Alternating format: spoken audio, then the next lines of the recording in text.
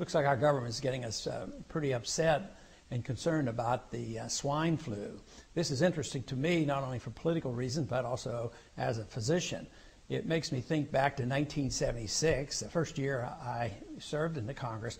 We had a vote on the swine flu. Back then, there was a panic, and they said it was going to sweep the nation, and they rapidly came up with some flu shots, and the government was going to inoculate everybody and save the world from this disaster. And I remember there were 2 votes against it, myself and Larry McDonald, another physician.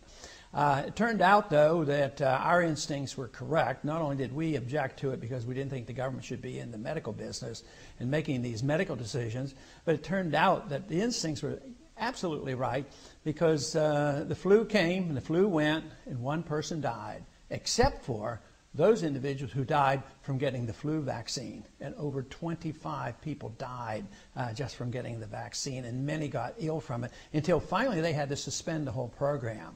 But here we are once again, the swine flu coming up, and everybody's panicking.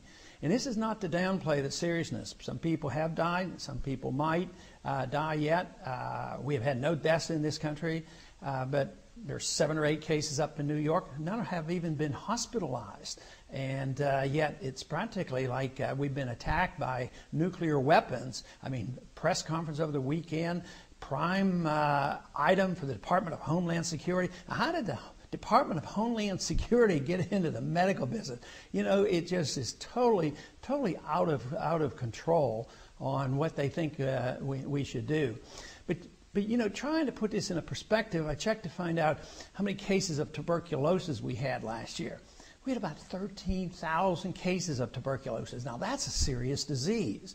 And also, the last time they recorded the number of deaths in this country was in 2006, and there were 644 deaths from tuberculosis.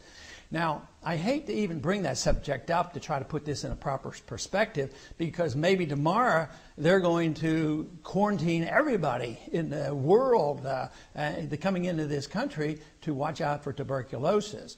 And all these things are very serious. The big question is, does a bigger government always solve these problems? They usually make things much worse.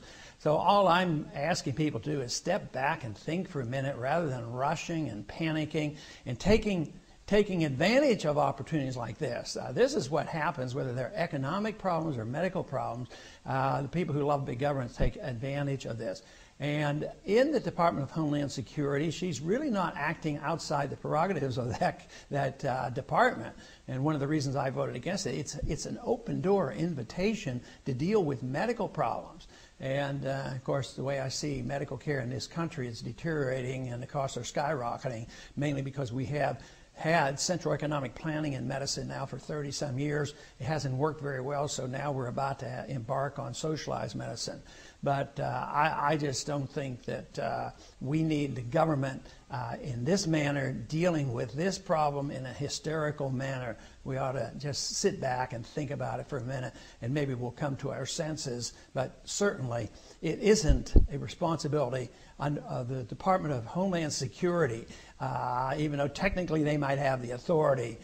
That to me is not something that should be turned over to that department. That is the medical care of this country.